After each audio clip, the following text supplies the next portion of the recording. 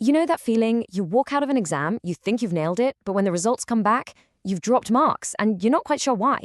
Well, today we're going to figure that out. We're taking a deep dive into one single question from a GCSE physics paper and pulling apart the official mark scheme to see exactly what the examiners are really looking for.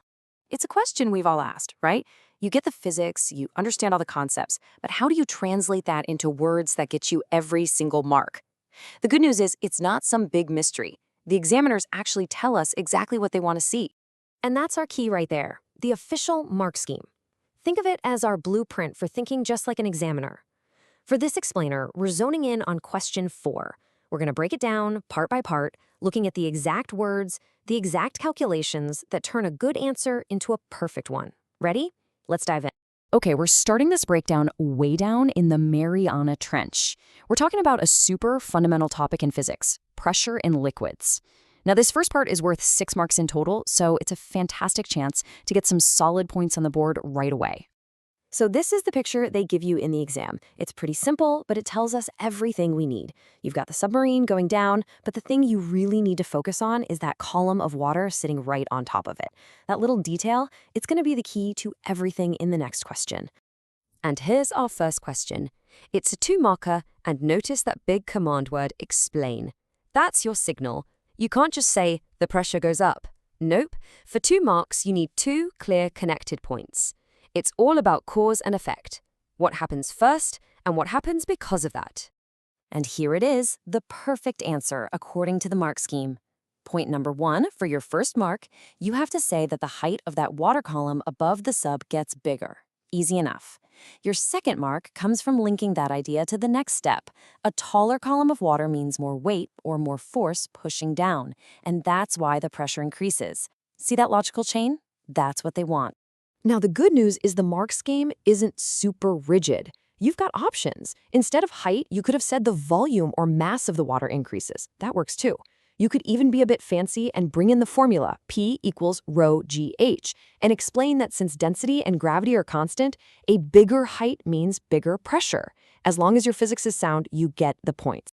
All right, time for a calculation. We've got to figure out the depth using the numbers they've given us. But wait, before you even touch your calculator, look very, very closely at the units. See that pressure?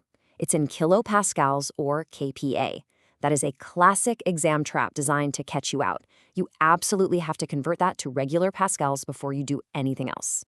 So let's walk through how to bag all 4 marks here. First, that unit conversion. Changing kilopascals to pascals gets you your first mark. Boom. Second, substitute the numbers correctly into the formula. Third, you've got to rearrange the formula to actually solve for the depth. And finally, you calculate the answer. Oh, and notice this. The mark scheme allows for a slightly rounded answer, but only if you've shown you're working. This is exactly why you have to write down every single step. Don't do it in your head. Okay, we're leaving the deep ocean behind, and now we're traveling right to the center of the Earth. The topic is switching from pressure to seismic waves. Let's see what they've got for us. This one is a nice, straightforward 1-mark recall question. No heavy lifting, no calculations, just pure knowledge from your revision. You either remember the difference between P waves and S waves, or you don't. This is what we call an easy win if you've put the time in. And the correct answer is P waves are longitudinal, meaning the vibrations move back and forth in the same direction the wave is traveling. S waves, on the other hand, are transverse, so their vibrations go up and down, at right angles to the wave's direction. And remembering that little fact is absolutely essential for the next question. Now take a look at this diagram.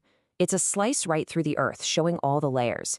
You can see the mantle and the inner core are solid, but look at the outer core, it's liquid. That right there, that fact that the outer core is liquid, is the #1 clue you need for this next part. So here's another 2-marker, and it connects directly to what we just talked about. You have to use what you know about P and S waves and apply it to that diagram. You'll get 1 mark for picking the right letter, and a second, crucial mark for explaining why you picked it. The right letter is D. So why is that? Well, it's all about what we just said. S waves are transverse, and transverse waves simply cannot travel through a liquid. They get stopped dead in their tracks. So when those S waves hit that big liquid outer core, they just vanish. This creates something called an S-wave shadow zone on the other side of the planet. Only the P waves are able to power all the way through to get detected at position D. Again, the mark scheme gives you a little bit of wiggle room on how you phrase your reason. As long as you make it super clear that S waves cannot get through the liquid outer core, you're gonna get that second mark.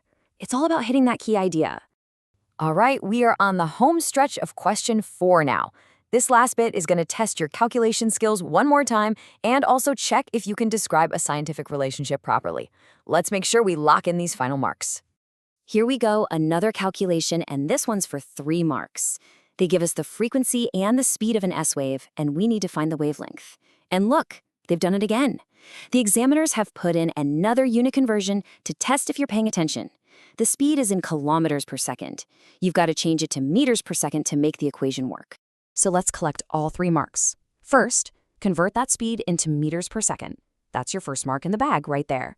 Next, write down the wave speed equation and plug in the numbers you know. Then, rearrange the equation so that wavelength is the thing you're solving for.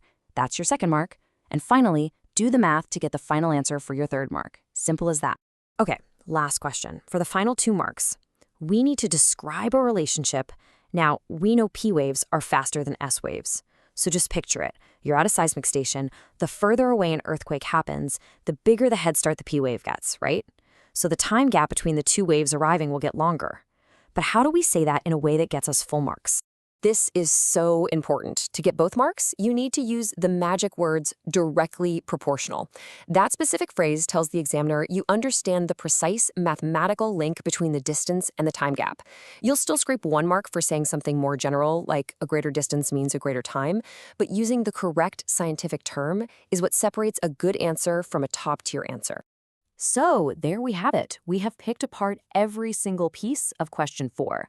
But what's the big picture here? What are the key lessons you can take away and use in your own revision? Let's do a quick summary. So yeah, we covered the physics of pressure and waves. But more than that, we've seen some absolutely crucial exam techniques. Number 1, always check your units. Number 2, show every single step of your working in calculations. And number 3, use precise scientific language when you're describing things. Honestly, mastering these skills is what can make the difference between the grade you want and the grade you'll be thrilled with. So, that was our deep dive into question 4. The main goal here isn't just about memorizing answers, it's about understanding how to build a perfect answer from scratch. By looking at the mark scheme, you're basically learning the rules of the game from the people who set them. So now the question is over to you. How are you going to take this approach into your next revision session and start thinking like an examiner? Good luck.